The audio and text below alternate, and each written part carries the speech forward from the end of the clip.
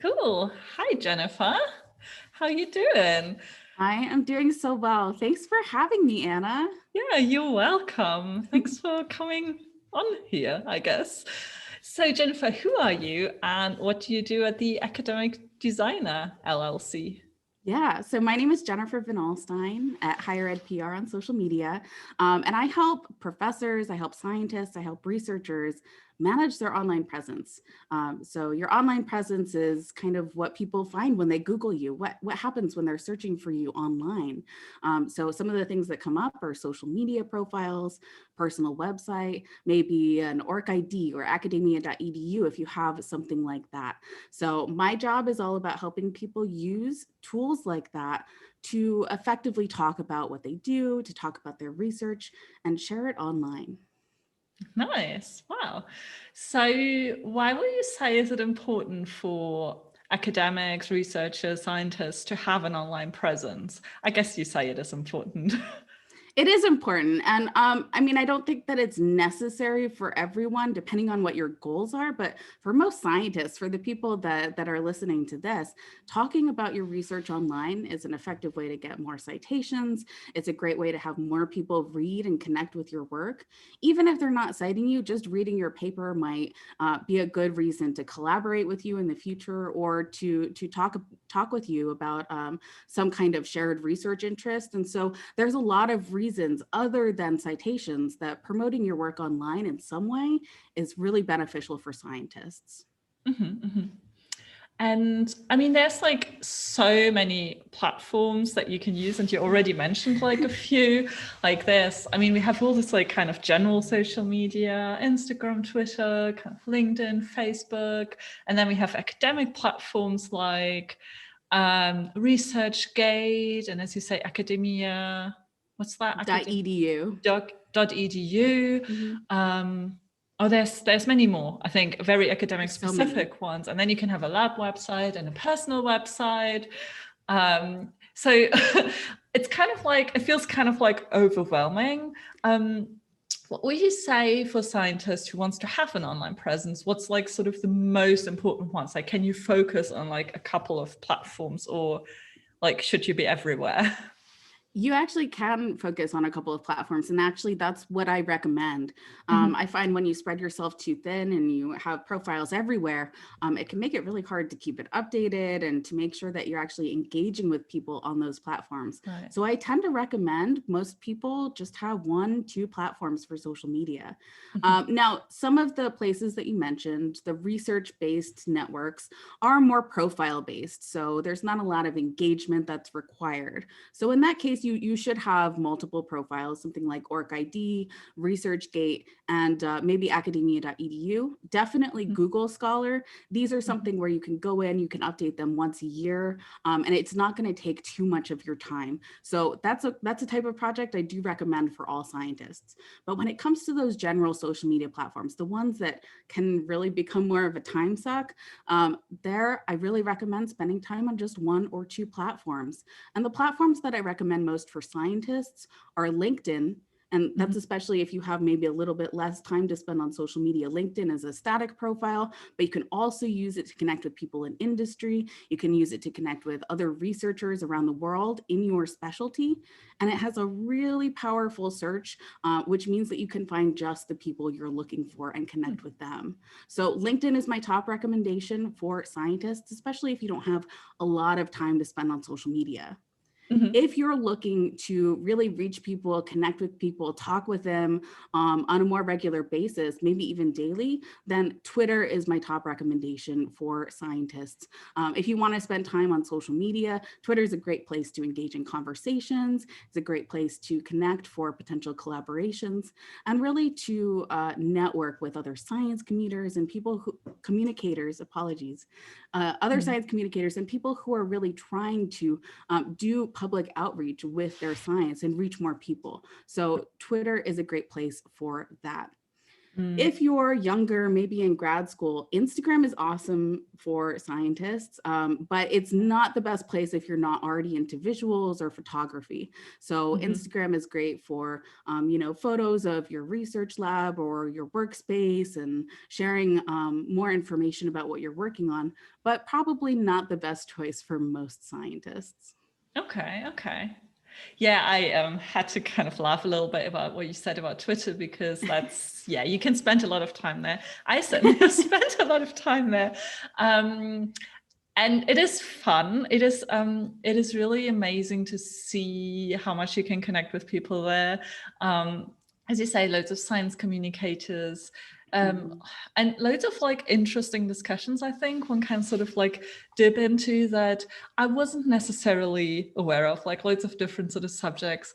Um, I mean, it's all very, I think in some sense also a little bit more like discussions about more critical topics Mhm. that are very, yeah, very like sort of valid to think about. So I'm thinking about like, well, anti-racism methods have been really big on Twitter, of course, like anti-sexism, it's not the word, but Especially in science. I exactly, feel yeah. like that kind of topic is something that can get traction on Twitter. Hmm. People can see it pretty widely, and especially if it does reference a particular field or sometimes a particular person, those Hmm. conversations can get started really quickly and really tend to help people feel like they have a Yeah. voice or feel like they Hmm. have a community. Hmm. So Hmm. if you've been on Twitter for a while and you haven't seen conversations like these, I recommend using Twitter search. You can type in a keyword that's related to your field. You can search for a hashtag, and Twitter search is really powerful. So you'll pull things up that are recent, but you'll also pull things up that are quite a bit older. And that doesn't mean that those conversations and the people who started them aren't relevant to you just because they're a Hmm. little bit older. So using Twitter search is a great way to find those conversations that Hmm. Anna's talking about. Hmm. Hmm. Yeah, good tip. Yeah, I also think for especially for underrepresented people in all different fields, Twitter I think could be a really really great place just to feel a bit connection, to feel like also there are so many other people out there like you, probably somewhere in the world, or not probably, almost certainly. Um, so yeah, Twitter's really great. Um, I personally don't have much experience with LinkedIn. I'm kind of just dipping into that a little bit, but also, yeah, it has made a really good impression on me. And I also have to say that when I was still in academia, like 5 to 6 years ago, was when I finished my PhD. So this is like, we're talking like many years ago now. People used to say that LinkedIn isn't so good for academics, that it's more like an industry thing. But I think in my perception that has changed because I'm connected with, I think I have like 1,000 connections now. And most of them, I think, are scientists or somehow related to academia. So I think in my feeling, and I don't know if that's also your perception, it has really changed. And now actually LinkedIn is really good for scientists. Yeah, I think it's actually been a little bit of a misperception because Mm-hmm. LinkedIn is a place where a lot of people join when they're an undergraduate, something that they're told to do pretty early on in their careers. Mm-hmm. Now, they don't necessarily keep their profiles up to date. Maybe they'll go in every few years and update it, but that doesn't mean that they're not active on LinkedIn. Mm-hmm. So it's kind of a misnomer that a lot of scientists or a lot of professors are not on LinkedIn. Most of them are. They're just not necessarily spending a ton of time there. Mm-hmm. But that doesn't mean that you can't message them, that you can't search for them via keywords in their profile, and really connect with them in a longer term than you might on Twitter, where there's so many people that are talking to them. It's a little bit different because people are expecting you to message them for a professional thing or an informational interview or a potential collaboration. It's a Right. business platform, but it has become more social in the past few years. So I think that's probably the difference that you're seeing, Anna, is that more people are talking, more people are spending a little bit more time there, putting a little more effort into their profiles, and now it feels like there's more of a community there. And Mm-hmm. for scientists, when it comes to connecting with potential funders, with potential organizations that could collaborate with your research, with government and and NGO agencies, this is the best way to do it. It's much more effective than Twitter, and it really means being able to connect with someone in that kind of professional light. Doesn't mean you have to be totally professional in all of your communications or in all of your posts, but it does mean that people are expecting that if you do message them, it could be about something like that, which is a little bit different than how people tend to approach Twitter. Right. Yeah, I feel like we could spend so much time talking about what to exactly do on LinkedIn and how to do it, etc. But I think just because we don't have so much time, we move on a little bit because I'm also thinking about social media is fun, or I find it fun. And I've certainly spent a lot of time on social media. And there's always, of course, the thing, and for me, this has become a much larger issue in recent years, that I'm kind of more and more conscious about the time that I'm actually spending on there. And kind of, I want to make it worthwhile. Like, I want to have fun. I want to get something out of there. But it's so easily to just kind of get sucked in. I feel especially with Twitter, you can spend hours on there and follow different conversation, different trails. And it's kind of addictive, right? They're designed to be addictive to a more or less extent. And so how do we find sort of the balance? Like, how do we find a good way to deal with that, to not get tricked into just spending hour after hour after hour on there? It's really easy to spend a lot of time on social media, and the engineers that designed the platforms, they did it with that intention. They want us to spend as much time as possible, essentially so they can get more data on our behavior and how we use and interact with different types of content. That being said, there are things that we can do to help limit our time on social media, and it starts with asking ourselves, like, how much time do we want to spend? Are we happy with the amount of time that we're spending? And for most people, the answer is no. I think I spend a little too much time on social media. And so if that's you, there are apps in your phone that can help limit how much time you spend on your social media apps. So that's one thing that could help. I tend to recommend, if you're struggling with, endless scrolling on your phone, you're always checking because you get notifications, honestly, just delete the apps from your phone. You'll feel so much better. It doesn't mean that you won't be able to check on your phone. You can always log into, the mobile version of the site, but that just really, really helps so many people.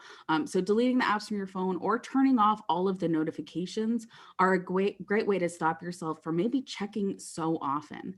But if you find that you're stuck in that endless scroll, like every time you're on social media, you just keep scrolling and finding more things to read, I like to set myself a little limit. So I say, if I haven't engaged with someone, if I haven't responded to a conversation or had like a meaningful engagement in the last 10 minutes, it's time for me to get off. So I have that rule for myself, and it's worked very, very well compared to other things.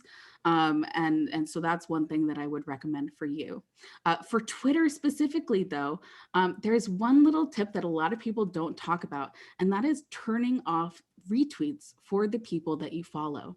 It's very easy to get sucked into conversations that are tertiary, that aren't even necessarily people within your network. But I know that when I'm on Twitter, I want to focus on the people who I'm connected with, who follow me and who I follow. I want to see what they're saying. But with so many people retweeting, honestly, it's really hard to find those conversations sometimes within all the noise.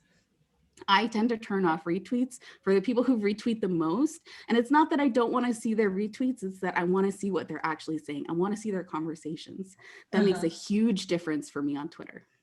Oh, I've never thought about that. That's such a good idea. Yeah, I'm very happy, by the way. I just got my Twitter account back today.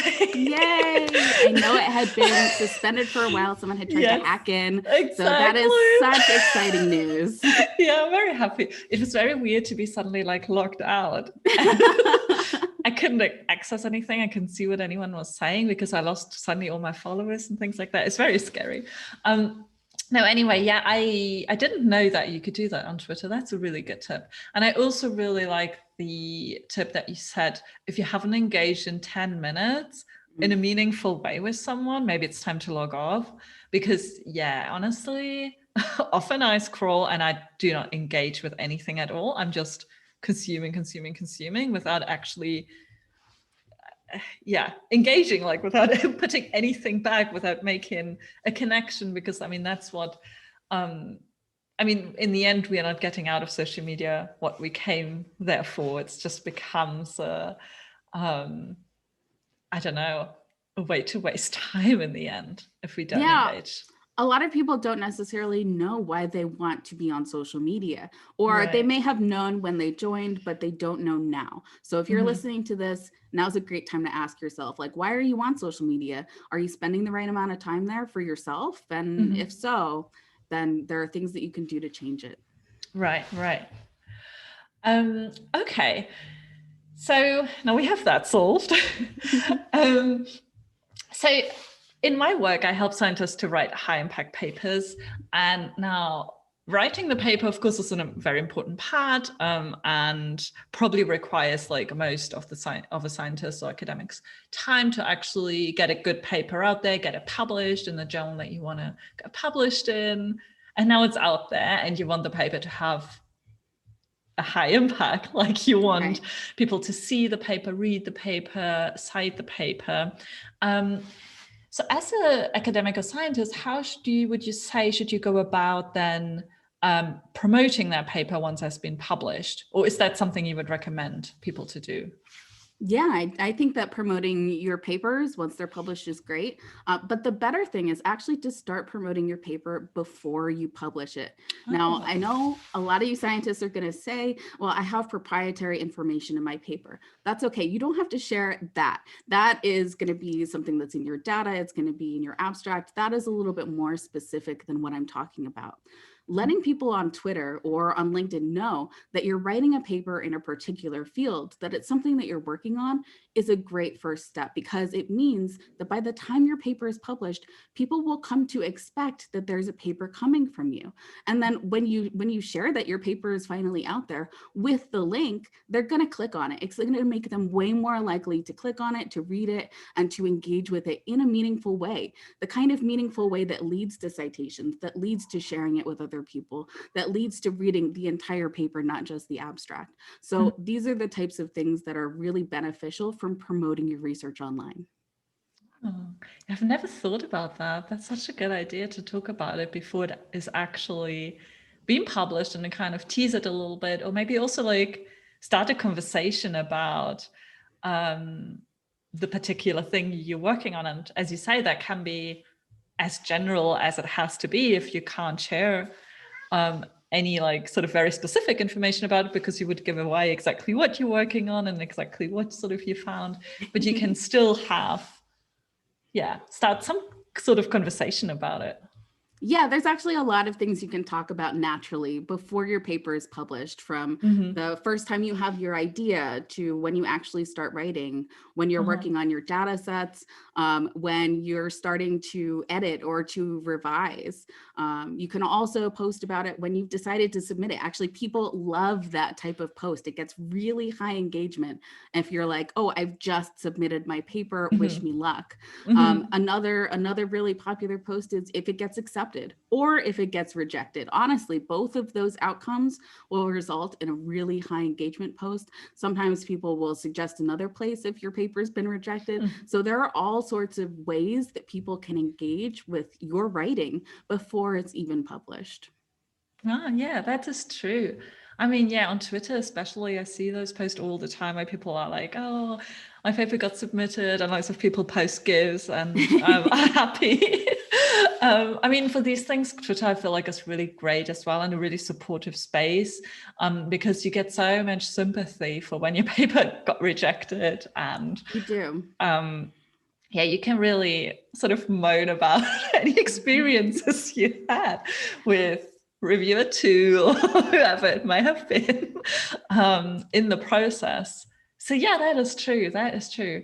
Yeah, because I see many people who just come on Twitter or LinkedIn whenever they just got a paper published, and they literally just put a link to the paper in, like, that's the post basically, or like maybe there's a few words around that, but that's it. Like, that's the promotion they do. And I really like how that you say, oh, you should actually like sort of take people who follow you, who are connected to you, sort of on the journey with you and share with them every step in the process. I think it also like really, I mean, that's actually, I think the beauty of social media is that we can be more open about all of this, because often writing and publishing is such a black box, especially when you're in like a more early career researcher, like whether you're just starting out as a PhD student, but I think even later on a little bit, like I even speak to people who just start their tenure track or sort of assistant professorship, things like that, and they're suddenly sort of,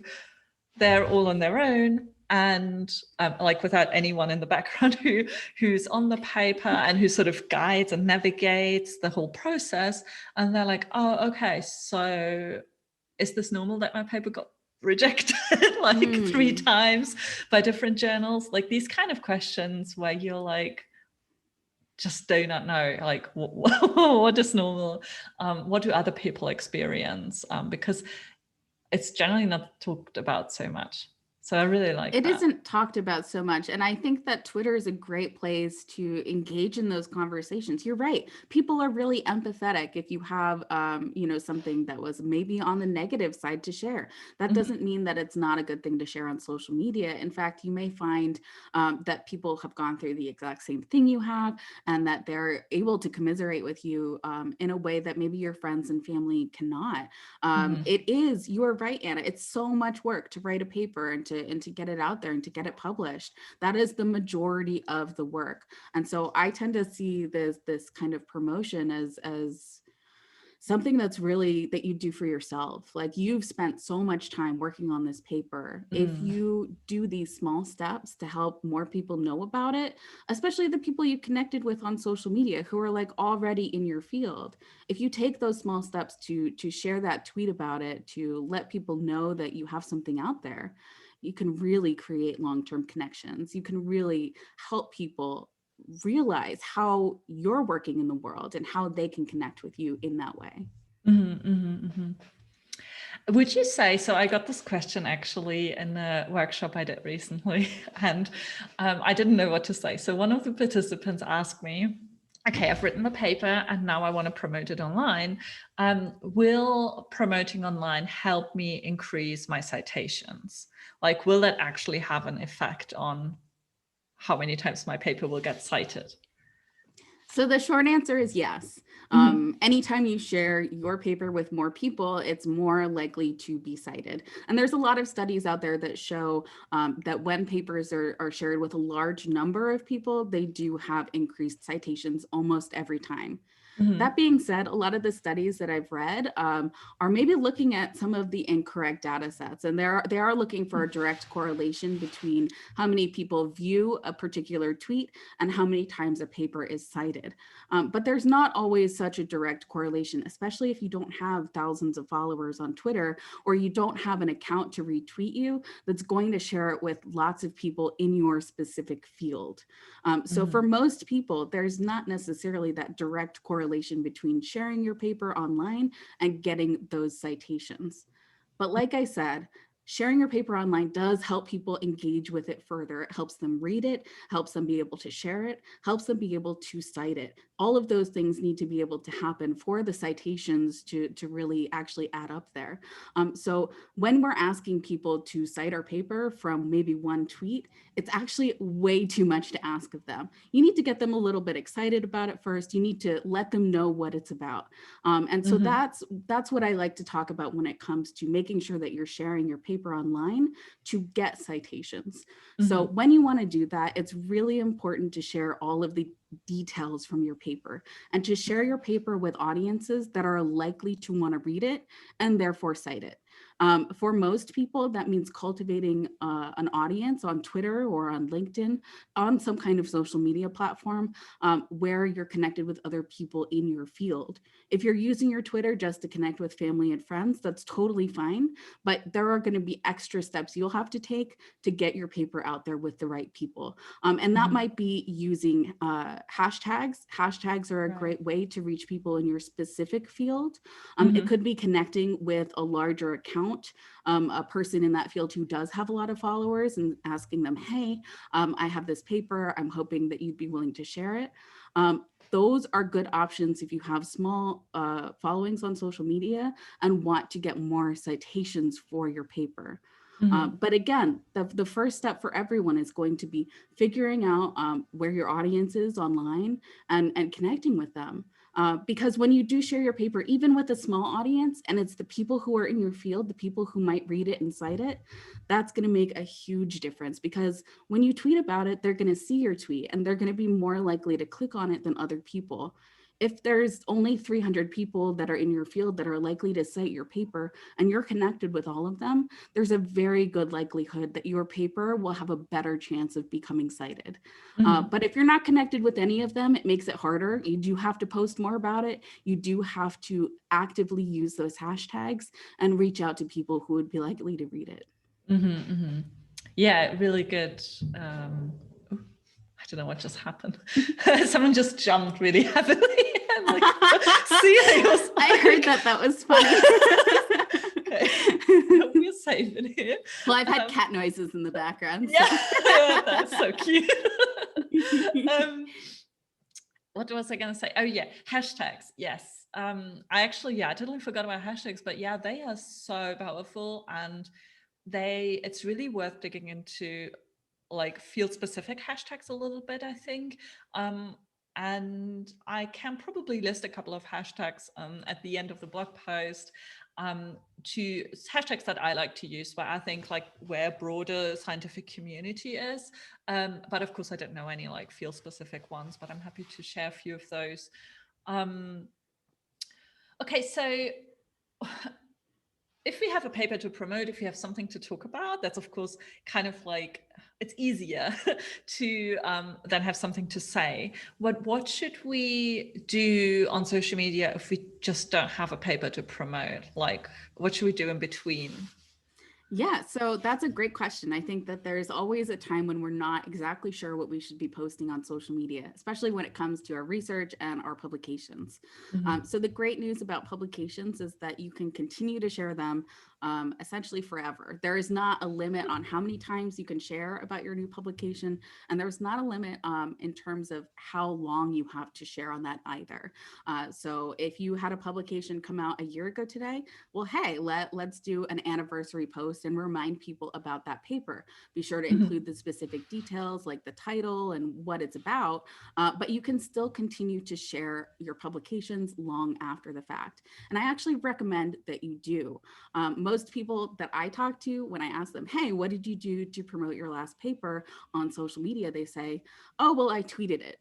And I say, well, that's great. I think tweeting about it is great. How many times did you tweet about it? And they said once. So that's very common. I think that we think of social media as a place to do an announcement. But when it comes to your papers, honestly, continue to write about them as long as you have ideas to write about. You can write about, each kind of specific topic that you cover in the paper. You could write about, just a short blurb of the abstract. You could talk about the conclusions. You could talk about some of the people that you cited within the paper. There's so many ways to talk about one paper. So I encourage you to try and find more ways to talk about your last publication if you are in between publications. And again, because you can always start writing about something before it's published, you can go ahead and start talking about the next research project that you're working on if you have one. So these are great ideas to kind of fill in that in between time when you don't have a new publication to actually announce. Yeah, I also see many people who just post once about their paper, also it seems to me. And also I think it's important to realize that on Twitter, I think the average lifetime of like a tweet, if it doesn't get like loads of retweets for like days and days and days, is I think 1 hour, right? It's actually not even. The half-life of a tweet is 10 minutes. Oh God. It's 10 minutes. Oh, and so if you don't get engagement like profile clicks or link clicks or likes within that first 10 minutes, the Twitter algorithm is essentially going to show it to fewer people than if they had clicked on it. So when you only tweet once about your paper, it's possible only 20 people are going to see it. If you Wow. tweet about your paper multiple times, definitely more people will see it. So that's like number one, like more people will see it, which is great. But it also gives them more likelihood to actually be able to click on it. The first time we see information, we don't always process it. But the Right. fourth or fifth time we see it, we do. So Mhm. the example that I like to share is I had this one blog post that I had written, and like people were excited about it, and I really spent a lot of time on it, and so I wanted to share it. And when I shared it, like no one engaged, and I was like, people asked me to write this blog post. I think that this is like fake. Like people definitely want to read this, and I just haven't gotten like the right time or something. Like the right people haven't seen it. So I have shared this one blog post probably 50 times, and it took 19 times for it to blow up. And on the Wow. 19th time, it was shared a lot. So Wow. you never really know when the tweet that you're sharing is going to be seen by the right people at the right time to actually increase that engagement, to increase the amount of people you can reach. And so when you apply that to your new publication, you definitely want to share it more than once. You Yeah. want to use those hashtags. You want to reach more audiences with it. Yeah, wow. um, I also noticed for when I share, I also often share my blog posts on Twitter, and I noticed that there's also certain times of the day that work better than others. So I mean, I wouldn't suggest like as a scientist, this is not like your main work. You can like do so much statistics and analysis about this. So don't go down that rabbit hole. But it's maybe worth paying attention to, okay, when do people tend to be online? And I, for example, see better success on the weekends as opposed to during the week. And I don't know why that is, but people tend to read my tweets more on the weekends. So that's when I tend to share them. So just We've a talked little. about that before, and I think you're right. I think that especially scientists, they're very busy during the week. They may not have the chance to check every day, but most people are going to check Twitter on the weekend on one or both of those days, just because they have a little bit more time. Yeah. It makes sense that more scientists would be on the weekend. Mm. That being said, if you are writing a paper that's going to be, something that's important to lots of people, not just people in your country, it's worth posting at different times of the day. Maybe you do your first few announcements in your time zone, but make sure you're reaching a wider audience by posting outside of your normal hours, because there are people who are on at hours that you're not on, and there are people on in other parts of the world who might still be interested in your research. Yeah, I would totally agree with that. And I think also Twitter now don't they have like a native scheduling function now? They Did I say do. this That's correctly? recent. Yeah. Just last year in 2020, they added Uh-huh. it in the fall. So now when you compose a tweet, there's a little button where you can click for more options, and it will allow you to schedule your tweet at a future time. Perfect. Perfect. Yeah, I haven't tried that. I mean, I use a different um, third party tool for that. But yeah, it's going to be really helpful, I think. Yes.